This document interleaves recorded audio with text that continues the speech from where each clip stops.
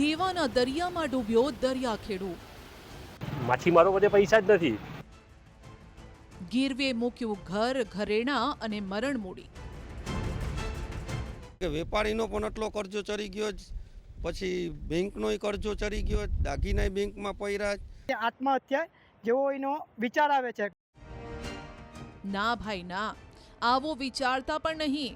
દુઃખ કોને ન નડે, પણ છેલ્લો વિકલ્પ આત્મહત્યા નથી। અમને પોતાની વેદના કહી રહેલા આ ભાઈ માછીમાર છે। પોરબંદર હોય, દ્વારકા કે પછી ગીર સોમનાથ કે પછી કચ્છ, દાવો છે કે માછીમારી ઉદ્યોગ સાથે સંકળાયેલા મોટાભાગના માછીમારો હાલ આર્થિક સંકટ સામે ઝઝૂમી રહ્યા છે। 15 ઓગસ્ટથી સમગ્ર રાજ્યમાં માછીમારીની નવી સિઝન શરૂ થઈ રહી છે। સિઝન શરૂ થાય તો આમ તો માછીમાર સમાજમાં ખુશીનો માહોલ હોય, પરંતુ આ વખતે માછીમારોને ખુશી કરતા ચિંતા વધારે છે। માછીમારોએ વહાણના મુહૂર્ત પણ કરી દીધા। પૂજા હવન કરીને દરિયામાં જવાની તમામ તૈયારીઓ પણ થઈ ગઈ। બસ હવે તેમને આશા છે કે આ વખતે માછીમારીની સિઝન સારી રહે। જો સિઝન સારી નહીં હોય તો તેમને હંમેશ માટે આ ધંધાને અલવિદા કહેવું પડશે, કારણ કે મોટાભાગના બોટ માલિકો એવા છે જેમણે પોતાનું ઘર, પરિવારના સોનાના દાગીના પણ અને બચત મૂડી ગીરવે મૂકીને દાવ લગાવ્યો છે। દાવો છે કે વેરાવળ બંદરના તો 90% માછીમારો ઘરેણા ગીરવે મૂકીને કામ ધંધો કરી રહ્યા છે। અત્યારે માછીમારની પરિસ્થિતિ અત્યારે ખરેખર નબળી છે, બરાબર। એની પાસે કંઈ રહ્યું નથી। એના દાગીના છે, ઘર છે, બોટના કોલ છે, બધી બેંકમાં પડ્યું છે, બરાબર। એની પાસે વ્યાજના પૈસા પણ ભરવાના નથી અત્યારે।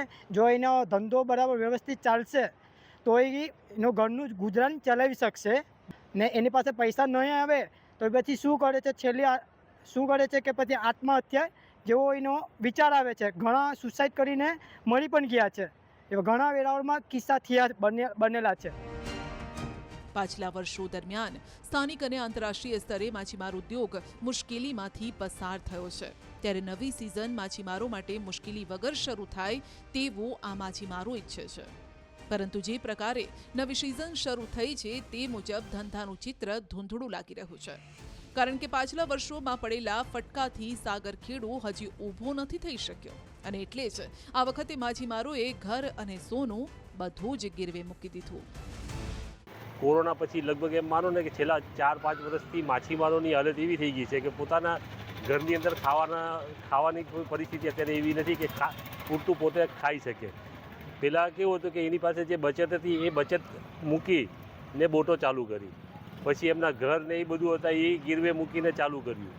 છેલ્લે પોતાના ઘરની અંદર મા બેન દીકરીઓના દાગીના હતા એ પણ વેચી અને અત્યારે જે છે એ માછીમારો અત્યારે પોતાની સિઝન ચાલુ કરવા માટે દોડાદોડી કરી રહ્યા છે। માછીમારીના ધંધા માટે એક બોટ દીઠ ખર્ચનો અંદાજો લગાવીએ તો એક બોટમાં 1 ટંડેલ હોય, જેનો સિઝનનો અંદાજે પગાર 6 લાખ જેટલો હોય। એક રસિયાનો અંદાજે પગાર 4 લાખ, ખલાસીનો પગાર 2 લાખ, એટલે કે 5 ખલાસીના 10 લાખ રૂપિયા। આમ એક મોટી બોટ દીઠ વર્ષનો અંદાજિત ખર્ચ 20 લાખ રૂપિયા જેટલો થાય છે। એટલે કે બોટ માલિકે વર્ષનો કર્મચારીઓનો પગાર 20 લાખ રૂપિયા કાઢીને ચાલવાનો। આમ તો સિઝનની શરૂઆતમાં બાના પેટે બોટમાં કામ કરતા કર્મચારીઓને બોટ માલિક બધો પગાર ચૂકવી દેતા હોય છે, પરંતુ ફિશિંગ બોટ શરૂ કરતી વખતે જો બોટ માલિક ખલાસી ટંડેલને અડધો પગાર આપે તો પણ ઓછામાં ઓછા 10 લાખ રૂપિયા બોટ દીઠ ખર્ચવા પડે। એટલું જ નહીં, દરિયામાં જે લોકો જાય છે તેમના પરિવારની જવાબદારી પણ બોટ માલિક પર આવે છે। ઉપરથી ડીઝલ, બોટ સર્વિસનો ખર્ચ અલગ। આમ હજુ તો દરિયામાં બોટ નથી ગઈ અને ત્યાં જ બોટ માલિકો પર લાખો રૂપિયાનો બોજ છે।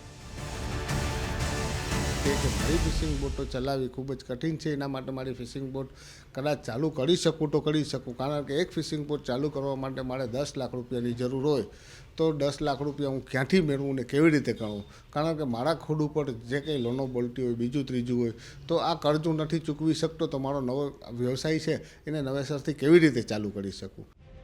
હવે તમે જ કહો, પાછલા વર્ષોમાં આવક ઓછી અથવા માછીમારો ખોટમાં ગયા હોય તો આટલો ખર્ચ કેવી રીતે કાઢે?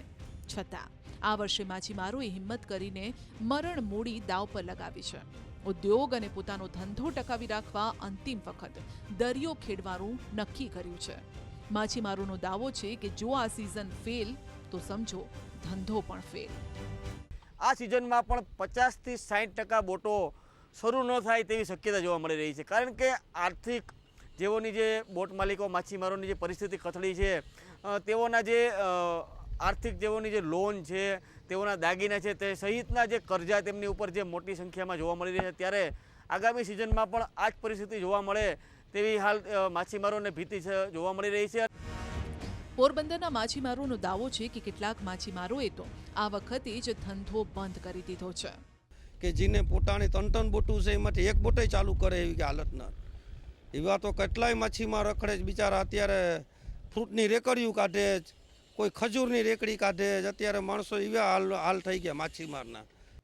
માછીમારોનો દાવો છે કે પાછલા વર્ષો દરમિયાન ડીઝલમાં આપવામાં આવતી એક્સાઇઝ ડ્યુટી, એક્સપોર્ટમાં સતત બદલાતી નીતિ, કોરોના બાદ માછીમારોને અનેક સમસ્યામાંથી જૂઝવું પડે છે.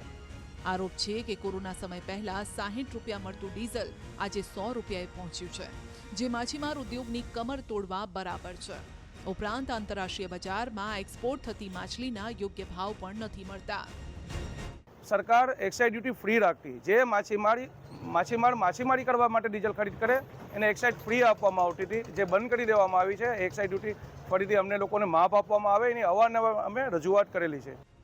એટલે જ માછીમારોએ પણ માંગ કરી છે કે ડીઝલ સામે સરકાર માછીમારોને અન્ય કોઈ વિકલ્પ આપે અથવા તો ડીઝલ સસ્તું કરે. સૌથી મોટો ખર્ચ ડીઝલનો હોય છે.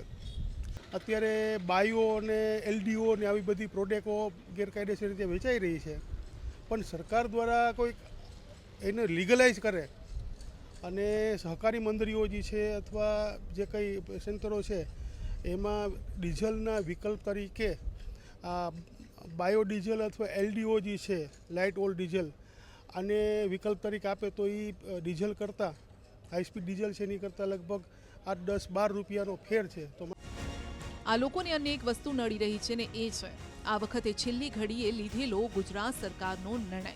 આ વર્ષે રાજ્ય સરકારે છેલ્લી ઘડીએ, જેમ કે 1 ઓગસ્ટે જે સિઝન ચાલુ થવાની હોય એના 1 દી પહેલાં, એટલે કે 31 જુલાઈના રોજ રાત્રે એકાએક પરિપત્ર કાઢ્યો અને જે માછીમારો 15-20 દિવસથી બોટની તૈયારી કરી રહ્યા હતા, એના ખલાસી તંડેલો બધા આવી ગયા હતા અને બોટો બધી તૈયાર કરી લીધી હતી. એવા લોકોને ધંધાનું તો નુકસાન થયું કે સરકારશ્રીને અમારી અપીલ કરવામાં આવે છે કે કાંઈક પણ કરીને એવી સ્કીમ લાવે કે જેનાથી તમામ માછીમારોનું કાંઈક ને કાંઈક નિવારણ થાય. દેવભૂમિ દ્વારકા જિલ્લાના સલાયા બંદર પર મોટાભાગના લોકો માછીમારીના વ્યવસાય સાથે સંકળાયેલા છે. દર વર્ષે 650 બોટ માછીમારી કરવા જાય છે. આ બોટના માલિકોએ પણ લોન અથવા વ્યાજે રૂપિયા લઈ દરિયો ખેડવો પડે છે. કોઈ લોન લે ને અમુક તો ઝવેરાત પણ મૂકીને પણ એ પોતાનું બોટને ચાલુ કરવા, બધું રેડી કરવા માટે સિઝન ચાલુ થાય એટલે અમારા પાસે કાંઈ નથી કે અમે ખર્ચો કરી શકીએ, આવી અમારી સહાયતા નથી અત્યારે. કચ્છના જખો બંદર પરના માછીમારો પણ બમણી મુશ્કેલીમાંથી પસાર થઈ રહ્યા છે. દાવો છે કે પહેલા ગુજરાતના અન્ય જિલ્લાઓ એટલે કે દ્વારકા, ઓખા સહિતના માછીમારો અહીં આવતા, પરંતુ હવે કંપનીઓ પણ નથી આવતી, જેથી માછલીના ભાવ પણ ગગડ્યા છે. અમે કરજામાં આવી ગયા છે, સાવ સ્લોમાં હાલી છે સાવ.